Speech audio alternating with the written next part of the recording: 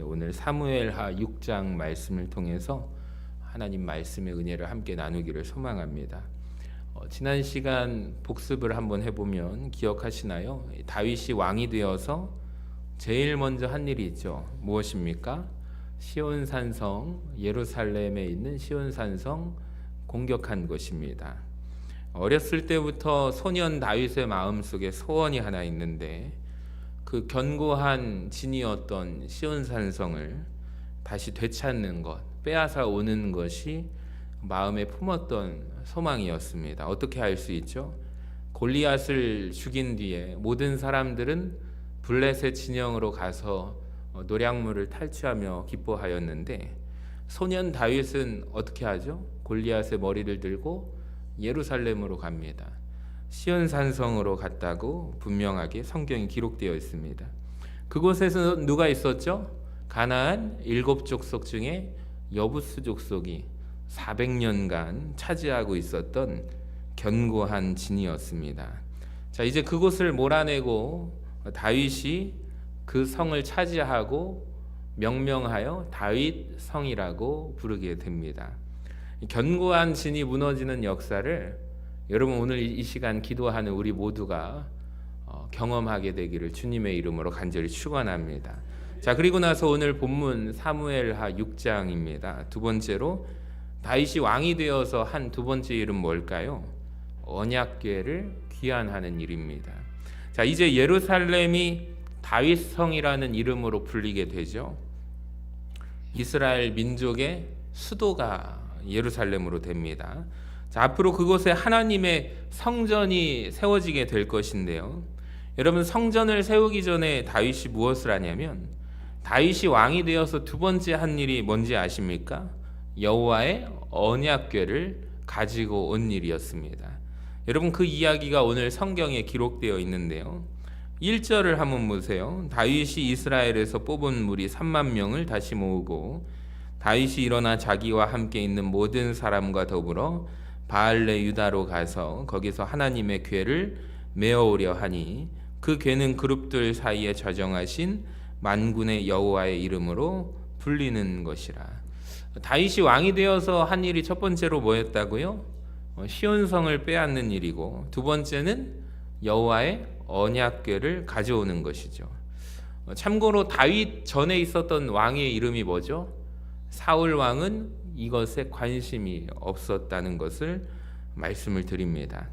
여러분, 여호와의 궤 세 글자로 한번 따라합시다. 언약궤. 이 언약궤는 하나님의 임재를 상징하게 됩니다. 2절에 분명하게 나오죠. 아까 말씀 보여주시면 그 궤는 그룹들 사이에 좌정하신 만군의 여호와의 이름으로 불리는 것이라. 여러분, 원래 이 언약궤가 정확하게 어디에 있어야 할까요? 성막에서 따라합시다. 지성소 안에 있어야 합니다. 그런데 지금 언약궤가 거기에 없습니다. 방치되어 있습니다. 왜 그럴까요? 사무엘상 4장에 그 이야기가 나오게 됩니다. 블레셋과 전쟁이 이루어지게 되는데 이스라엘 민족이 블레셋과의 전쟁에서 밀리게 됩니다. 그러니까 여호와의 언약궤를 가져오게 됩니다. 마치 이것은 하나님의 임재를 상징하는 언약궤를 부적처럼 여겼다라는 것입니다. 사무엘상 4장 3절을 보세요. 이스라엘 장로들이 이르되 여호와께서 어찌하여 우리에게 오늘 블레셋 사람들 앞에 패하게 하셨는고 여호와의 언약궤를 어디에서? 실로에서 우리에게로 가져다가 우리 중에 있게 하여 그것으로 우리를 우리 원수들의 손에서 구원하게 하자 하니 이에 백성이 실로에 사람을 보내어 그룹 사이에 계신 만군의 여호와의 언약궤를 거기서 가져왔고. 여러분, 그러니까 성막 안에서 성소와 지성소로 구별되는 이 지성소 안에 있어야 할 여호와의 언약궤를 어디로 가져온 거예요? 자기들이 질 것 같으니까 전쟁터로 가지고 온 것입니다. 그러니까 평소에는 하나님 뜻대로 순종하면서 살지도 않으면서 이걸 가져오면 마치 부적처럼 하나님이 우리를 이기게 하실 것이다. 이 블레셋과의 전쟁에서 승리하게 할 것이다 라고 믿고서 가져온 행위죠. 자, 그런데 하나님은 어떻게 하시냐면 전쟁에서 승리하게 하실까요? 패하게 하실까요? 패배하게 하십니다. 언약궤가 그래서 블레셋에게 뺏기는 일이 발생하게 되죠. 자, 그리고 마치 그것은 하나님과 자기들의 신이 싸워서 자기들의 신이 승리했다라는 것식으로 생각했기 때문에 자기들이 섬기는 우상 중에 다곤 신전에다가 그 언약궤를 여호와가 졌다라고 해서 그들이 언약궤를 가져다가 다곤 신당에다 갖다 두죠. 근데 다음 날 보니까 큰 일이 일어나요. 반전이 일어납니다. 자, 일어나 보니까 다곤 신상이 언약궤 앞에서 넘어져 있습니다. 엎드려져 있죠. 이게 웬일인가 해서 이 블레셋 민족이 사람들이 깜짝 놀래가지고 자기들의 다곤 신상을 다시 원위치로 세우게 됩니다. 자, 그랬더니 또 그 이튿날은 어떻게 되죠? 신상에 목이 부러져 있습니다. 또 그 다음에는 손목이 잘려 있습니다. 자, 그리고는 독종 재앙이 블레셋 땅 가운데 임하기 시작합니다. 그러니까 7개월간을 버티지를 못해요. 그래서 다시 이것을 하나님의 언약궤를 이스라엘 백성에게로 돌려보내는 일을 결정하게 됩니다. 자, 그런데 이 사람들이 긴가민가한 거예요. 확실하지 않은 거예요. 이 언약궤를 우리가 가져와서 우리나라에서 지금 불길한 일이 일어나고 있는 것인가 추측을 할 뿐이죠. 자, 그래서 진짜 이 재앙의 원인이 언약궤 때문에 임하는 것인가 일종의 테스트를 합니다. 실험을 하나 하죠. 사진을 하나 보여주시면 이 베세메스에서 암소 2마리 아시죠? 막 새끼를 낳은 송아지를 막 출산한 암소 2마리를 지금 젖을 송아지에게 먹여야 합니다. 자, 그런데 이 암소를 데려다가 수레를 끌게 만드는 것이죠. 이 수레를 끌게 하면 우는 존재가 있겠죠. 누굽니까? 엄마 소를 애타게 찾는 송아지들이 울을 것입니다. 아기 송아지들이 울면 엄마 소가 어떻게 될까요? 아마 눈물을 뚝뚝 흘리겠죠. 아마 방향을 바꿔서 자기 자식들이 있는 송아지들이 있는 곳으로 방향을 틀어서 가라는 방향대로 안 갈 것입니다. 그래야 정상이잖아요.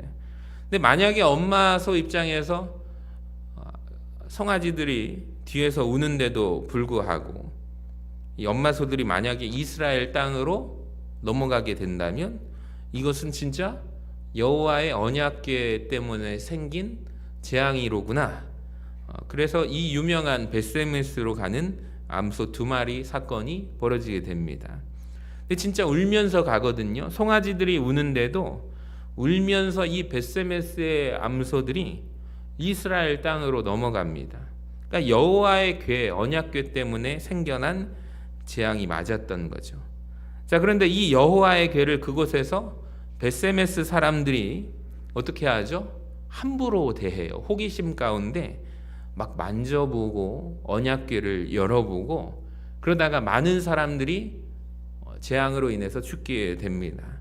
그리고 놀래서 이 아비나답이라는 사람의 집에 이 언약궤를 들여놓게 되는 것입니다. 그 장면이 사무엘상 7장 1절인데요. 좀 길지만 같이 읽어봅시다. 시작. 기럇 여아림 사람들이 와서 여호와의 궤를 옮겨 산에 사는 아비나답의 집에 들여놓고 그의 아들 엘리야사를 거룩하게 구별하여 여호와의 궤를 지키게 하였더니 궤가 기럇 여아림에 들어간 날부터 20년 동안 오래 있은지라. 여기 보시면은 누구의 집에 가요? 아비나답의 집에 가고 그 아들이 누구예요? 엘리야살. 자, 이 이름을 잘 기억하시기를 바랍니다. 세 번째, 60년간 방치된 하나님의 궤와 다윗의 갈망에 대해서 살펴보겠습니다. 이게 사무엘상 7장 기준으로 아까 전에 몇 년이죠? 20년입니다. 자, 그리고 이제 사무엘이 사사로 통치를 합니다. 사무엘을 우리가 보았습니다. 미스바 대각성 운동. 자, 그리고 사울 왕이 되어서 몇 년을 통치합니까? 40년을 통치를 합니다. 자, 그러면 질문입니다. 여호와의 궤가 아까 전에 지성소 밖으로 나와서 지금 몇 년 동안 밖에 방치되어 있을까요? 아까 정답이 있죠. 세 번째, 60년이었습니다. 그러니까 그러니까 여호와의 궤가 성소 밖에 나와서 60년간 방치되어 있는 거예요. 자, 그런데 사울 왕이 몇 년을 통치했다고요? 40년을 통치하면서 자기가 왕으로 있으면서 이 여호와의 언약궤를 제자리에 갖다 놓을 생각을 하지 못합니다. 생각을 아예 안 해요. 찾지를 않습니다. 그러다가 딱 한 번 찾는 사건이 발생하게 되는데 똑같습니다. 아까 전에 전쟁에서 불리해지니까 사무엘상 14장 18절에 우리 같이 한번 읽어봐요. 시작. 사울이 아이야에게 이르되 하나님의 궤를 이리로 가져오라 하니 그때 하나님의 궤가 이스라엘 자손과 함께 있음이니라. 그러니까 사울 통치 시기에 사울 왕이 있을 때에 언약궤가 딱 한 번 언급이 돼요. 그러니까 자기가 이때에도 블레셋과의 전쟁이 불리해지거든요. 자, 그때 한번 여호와의 언약궤를 가져다가 갖고 와가지고 다시 또 그 자리에 방치해 둡니다. 그리고 더 이상 찾지를 않습니다. 근데 다윗을 보세요. 왕이 되자마자 가장 먼저 한 일이 뭐라고요? 시온산성, 다윗성을 차지하게 되고, 두 번째로 방치됐던 이 여호와의 언약궤를 다시 가져오는 것을 보면 다윗의 마음은 참 다르지 않습니까, 여러분? 너무나 그게 안타까웠던 거죠. 그러니까 하나님의 궤가 있어야 할 자리에 왜 있지 아니하고 방치되어 있는가? 그 마음이 간절히 드러난 것이 시편 132편의 표현이 됩니다. 3절에 보세요.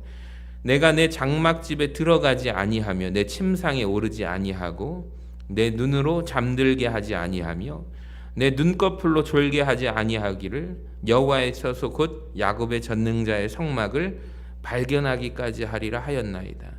그러니까 여러분, 하나님의 그 언약궤를 제자리에 들어가기까지 다윗은 이런 고백을 하는 거예요. 나 그때까지 왕궁에 있지만 편하게 내 침상에서 자지 않겠다. 이렇게 얘기하는 사람이 다윗이라는 거죠. 하나님을 생각하는 다윗의 모습이 나옵니다. 그리고 6절 이유를 보시면 우리가 그것이 에브라다에 있다 함을 들었더니 어디에서 찾았도다? 나무밭에서 찾았도다. 우리가 그의 계신 곳으로 들어가서 그의 발등상 앞에 엎드려 예배하리로다. 여호와여 일어나사 주의 권능의 궤와 함께 평안한 곳으로 들어가소서. 여러분, 이게 다윗의 마음이 느껴지십니까? 그러니까 하나님의 궤가 방치되어 있는 상황 가운데 나는 두 다리 뻗고 편하게 잘 수 없다는 것이죠. 왕으로서 편하게 살 수 없다는 고백입니다. 여러분, 이해가 되십니까? 이 시를 꼭 기억하시기를 바랍니다. 이따가 제가 마지막으로 한 번 더 소개하거든요. 그러니까 이 시는 다윗이 가지고 있는 여호와 하나님을 향한 마음과 언약궤를 향한 다윗의 그 간절한 갈망을 보여주고 있고요. 또 제가 앞으로 설명하려고 하는 돌발적인 사건, 왜 웃사가 죽었을까에 대한 설명하는 단서가 되기 때문입니다. 자, 네 번째로 화려한 축제 속에 숨겨진 불안한 그림자에 대해서 보겠습니다.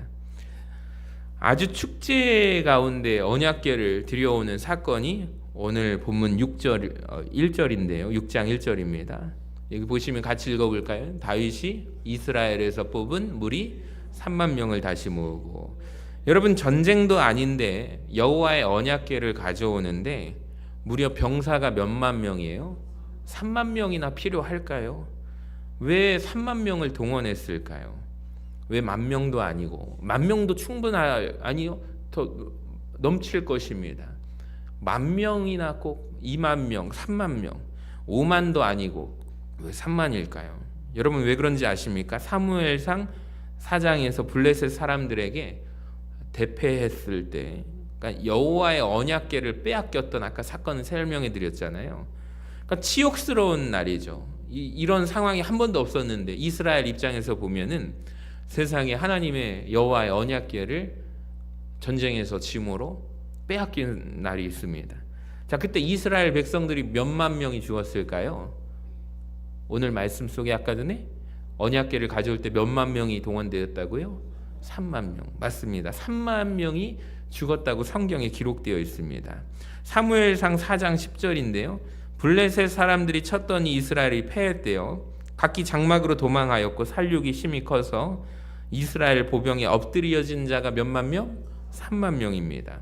블레셋 사람들이 쳤더니 사륙이 심히 커서 보병이 3만이 엎드려진 거예요.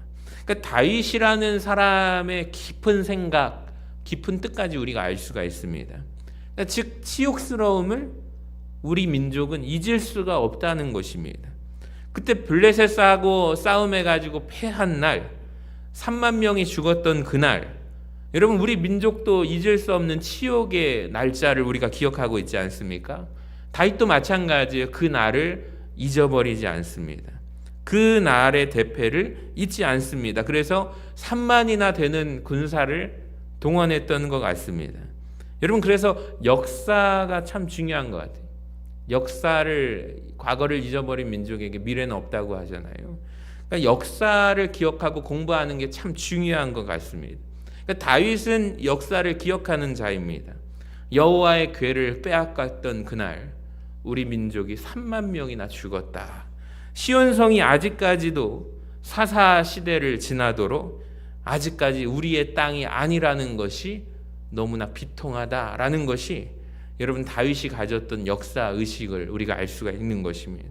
자, 그리고 6장 5절을 한번 보세요. 완전히 기쁨의 행진입니다. 퍼레이드입니다.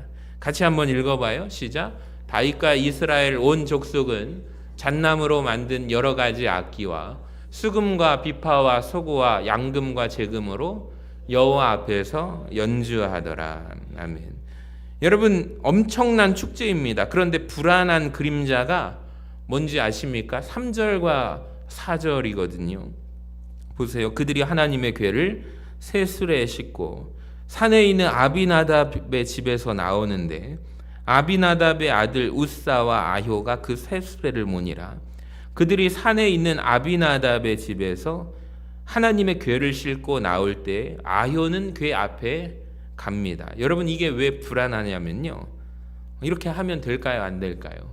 안 됩니다. 제가 예전에 이 부분을 설명을 했는데 민수기 4장 15절에 하나님이 분명히 여호와의 언약궤를 옮기려면 이렇게 하라고 명령을 하셨습니다. 아론과 그의 아들들이 성소와 성소의 모든 기구 덮는 일을 마치거든 누가 매야 합니까? 고핫 자손이 와서 맬 것이니라. 그러나 성물은 만져서도 안 되는데 만지면 죽을까 하노라. 무서운 명령이거든요.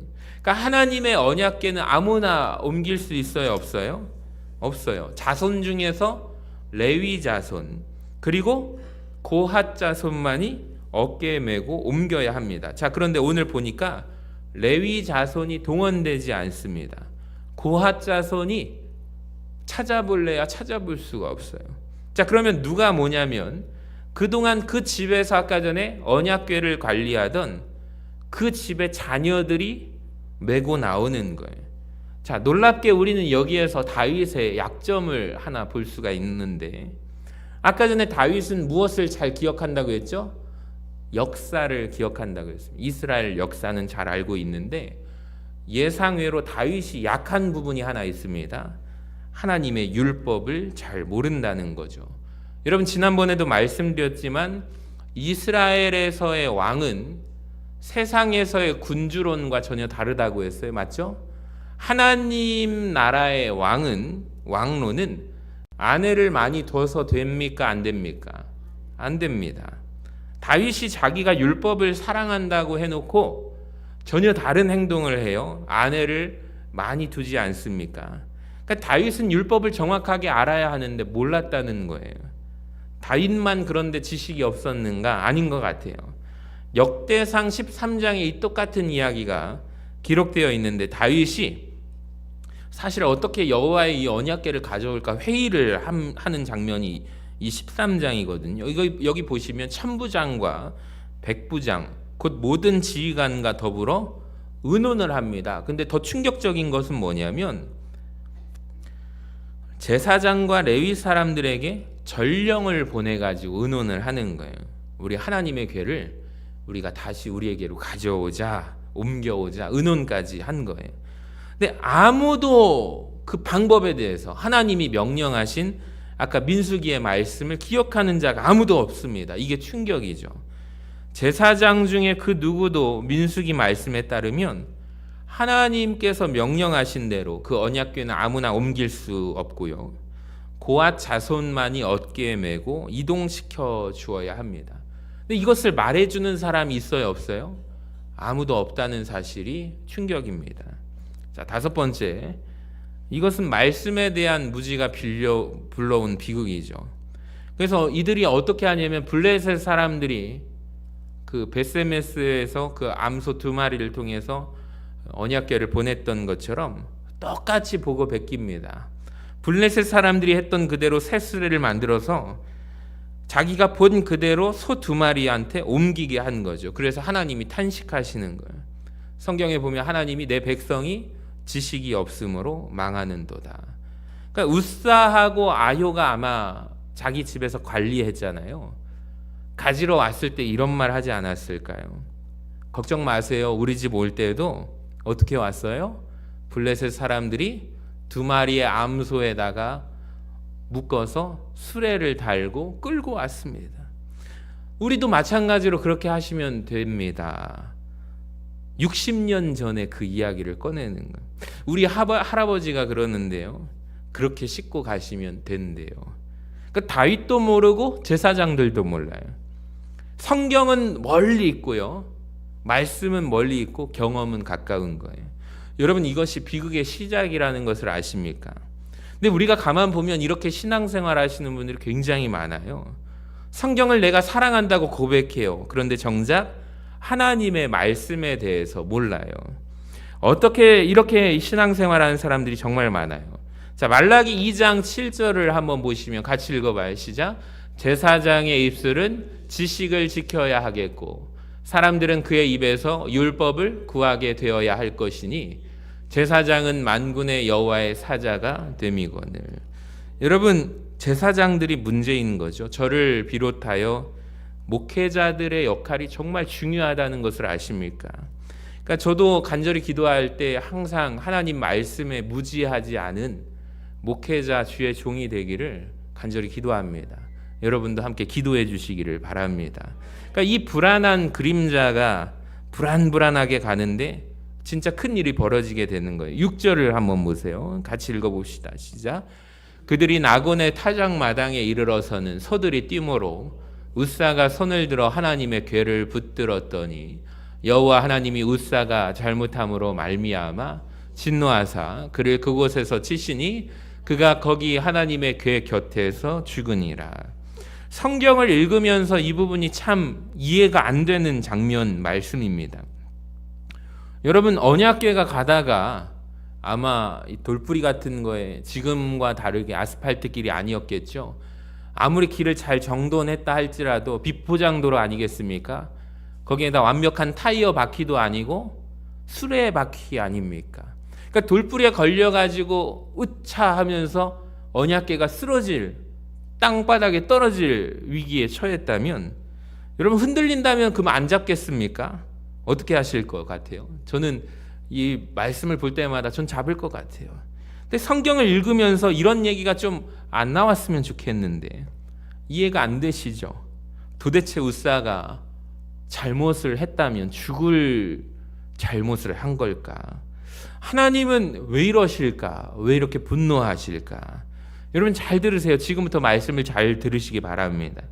그러니까 성경이 여기에 대한 명쾌한 해답을 안 주는 것 같지만, 침묵하는 것 같지만 사실 성경은 이유를 설명하고 있다는 것을 아세요? 여러분, 왜 우사가 죽었을까요? 우사가 죽은 이유가 뭘까요? 몇 가지 단서들을 제가 말씀을 드리면 한번 뒤에서부터 추적을 해봅시다. 이 사건이 있은 뒤에 다윗이 두려워합니다. 감히 여호와의 궤를 가져오는 이 프로젝트 퍼레이드를 중단을 시키죠. 계획한 대로 성으로 가져오지 않습니다. 어디다가 갖다 둬요? 가드 사람 오베데돔의 집에다가 중단시킨 다음에 이 언약궤를 가져다 놓습니다. 11절을 한번 보세요. 같이 읽어봐요. 여호와의 궤가 가드 사람 오베데돔의 집에 석 달을 있었는데 여호와께서 오베데돔과 그의 온 집에 복을 주시니라. 자, 오베데돔의 집에 몇 달 있었어요? 3달 있었습니다. 그때 하나님의 여호와의 궤가 언약궤가 있었는데 그 가정이 복을 충만하게 받았답니다. 여러분, 하나님은 원래 이렇게 복 주시는 분이시겠죠. 아까 혹시 기억하십니까? 우사의 집이었죠. 우사의 할아버지였습니다. 자, 기억력 테스트 네 글자입니다. 뭘까요? 아비나답입니다. 아비나답. 그 아들, 아까 전에 지켰던 사람 누굽니까? 엘리아살입니다. 여러분, 그리고 우사가 태어납니다. 그러니까 우사의 할아버지 집에서 이 언약궤가 몇 년을 있었다고요? 20년 더하기 40년을 하면 무려 60년이라는 시간 가운데 그 가정에 있었습니다. 자, 아까 그 기록에 아비나답 집에 궤가 있으므로 그 집이 복을 받았습니까? 그런 말씀이 있었나요? 없었죠. 근데 오베데돔의 집에는 석 달 있었는데 복을 받았잖아요. 한번 여기를 잘 생각해 보시기 바랍니다. 똑같습니다. 두 집이 있습니다. 한 집은 겨우 3달 보관했습니다. 근데 축복을 받았습니다. 근데 60년 동안 그 언약궤를 가지고 있었고 지켰던 그 집은 복 받지 않았습니다. 결국에 나중에 이 끝이 어떻게 되죠? 우사가 죽게 되는 비극을 맞이하게 됩니다. 저는 이게 출발점이 될 수 있다고 생각을 합니다. 여러분, 그렇다면 오베데돔의 집에 언약궤가 3개월 있었는데 왜 복을 받았을까요? 여러분, 오베데돔이 그 자기 집에 하나님의 언약궤가 올 때 마음을 한번 헤아려 보시기 바랍니다. 어땠을까요? 제일 큰 마음, 전 두려운 마음일 것 같아요. 이 언약궤를 잘못 만지면 어떻게 된다? 죽는다. 그걸 깨달았기 때문입니다. 우사가 만지다가 죽었다는 것을 오베데돔이 알았습니다. 자, 그런데 그 궤가, 무시무시한 궤가 우리 집에 들어오는 것입니다. 어떨 것 같습니까? 어마어마한 두려움을 가지고 하나님의 언약궤를 대했겠죠. 이거 잘못 만지면 죽을 수도 있습니다. 또한 경외감이 있는 거, 하나님의 거룩한 물건이 우리 집의 가정 가운데 들어온 거예요. 오베데돔은 이런 마음으로 그것을 받아들이게 됩니다. 딱 3달 있었을 뿐인데 그 가정에 복이 임하게 된다는 거예요. 자, 우사 한번 그 가정을 볼까요? 그 집에 몇 년 있었다고요? 60년 있었지만 그 집안은 복을 받지 못해요. 우사는 급기야 저주까지 받게 됩니다. 왜 그럴까요? 저는 혹시 마음이 오베데돔의 마음의 상태와 우사의 상태가 정반대였지 않을까 추측합니다. 오베데돔은 두려운 마음이었고 경외감이 있었다면 우사는 어땠을까요? 정반대가 아닐까요? 두려움이 없고 경외하지 않는 마음. 실제로 성경이 그렇다고 나옵니다. 사무엘서 6장 7절에 보시면 같이 읽어봐요. 노란 글씨만 시작. 여호와 하나님이 우사가 잘못함으로 말미암아 진노하사. 우리 한글 성경에 뿐만 아니라 우리 이렇게 번역됐는데 참 목회자로서 감사한 게 여러 성경을 살펴보는 거예요. 근데 영어 성경에서는 어떻게 말하고 있는지 아십니까? 이렇게 표현합니다. 우사가 존경하지 않았대요. 우사에게 경외감이 없는 행동으로 말미암아 그가 죽었다라고 고발하고 있습니다. 그러니까 성경이 사실 이유를 설명 안 하는 것 같지만 설명을 하고 있어요. 그러니까 우리의 생각과는 다르게 우사는 하나님의 궤가 떨어지니까 하나님의 존귀한 궤가 땅바닥에 내동댕이 쳐버리면 안 되니까 그 마음으로 붙들었던 것이 아닙니다. 하나님은 사람의 마음 중심을 보시는 분이시잖아요. 그러니까 하나님은 분명히 말하는 거예요. 우사는 무엇이 없었다? 경외감이 없었다. 다시 한번 따라합시다. 우사는 경외감이 없었다. 거의 모든 성경의 번역이 일치합니다. 하나님을 경외하지 않았다는 것을 우사가 보여줬대요. 하나님이 보실 때 우사가 그 과정 가운데 불경한 행동을 했겠죠. 하나님에 대한 조금의 존경의 마음도 없이 그가 행동을 해서 이것이 죽은 원인이 되었습니다. 근데 오베데돔은 어때요? 매우 경외감을 가지고 두려움을 가지고 그 언약궤를 대합니다. 그리고 복을 받게 됩니다. 성경이 다 기록하고 있지 않습니다. 하나님만 아시는데 우사가 정말 매우 불경하게 그 언약궤를 건드렸던 것입니다. 우사 집안에 흐르는 것이 있습니다. 여러분, 왜 그 집안에 60년 동안 그 언약궤를 가지고 있으면서도 복받지 못하고 저주받은 이유를 제가 시편 132편에서 아까 읽었던 말씀, 다윗의 시잖아요. 한번 다시 보여주시면 다윗이 고백합니다. 이 앞절에 1절부터 5절까지 뭐라고 하냐면 나는 하나님의 언약궤가 들어오기 전에 나는 왕궁에 살지만 좋은 집에서 좋은 침대에서 자고 있지만 편안하게 쉬지 않을 것이다. 그리고 그 궤를 애타는 마음으로 찾았더니 어디에서 발견해요? 여기 보시면 같이 노란 글씨 읽어봅시다. 시작. 나무 밭에서 찾았도다. 여러분, 왜 이 집안에 60년간 존귀한 하나님의 언약궤가 있었음에도 왜 그 가정은 복을 받지 못했는가? 성경은 정확히 설명하고 있어요. 오베데돔은 3개월 동안 이 궤를 모셨음에도 복을 받았는지 우리는 분명히 알 수 있는 거예요. 한때 이 집안에 있었던 언약궤를 누군가가, 누군지는 모르겠지만 언젠가 그때에 밭에다가 방치한 것이 성경에 나온 것이죠. 여러분 맞습니까? 근데 그렇다면 한번 질문을 한번 더 던져봅시다. 이 나무밭에다가 내방치한 행동을 한 사람은 과연 누구였을까요? 저는 우사의 때가 아니었을까 생각해 봅니다. 아비나답 할아버지 때로부터 그 아들 엘리아살, 그리고 그 손자의 때 우사의 시대거든요. 우사의 입장에서 한번 이 부분을 한번 상상해 봤습니다. 태어나 보니까 우리 집 어느 한방 구석에 처박혀 있던 언약궤가 있었습니다. 우리 집 한쪽 구석을 차지하고 있었던 참 불편하고 거추장스러운 상자가 있었어요. 자, 그런데 언젠가 이 거추장스러운 상자를 뒤뜰 나무밭에 그냥 갖다 버린 것입니다. 방치한 것이죠. 자, 그런데 어느 날 갑자기 왕이 우리 집에 찾아오더니 귀한 거라고 말하면서 실어가는데 그냥 따라갑니다. 맨날 내가 보았던, 방치하던, 어쩌면 그 언약궤 위에 걸터 앉았을지도 모를 그 상자였을지도 모릅니다. 경외감이 없이 우사가 그걸 대하는 거예요. 우사에게는 자기 집안에 있었던 일부였기 때문에 함부로 자기 마음대로 할 수 있는 소유라고 여겼을지도 모릅니다. 어떤 사람도 여러분 돌발적으로 행동하지 않아요. 그러니까 우리의 교회 안에서의 모습과 태도가 아무리 우리가 조심한다고 해도 결국에 우리가 마음 먹은 대로 거리낌 없이 행동을 할 때가 있는 거죠.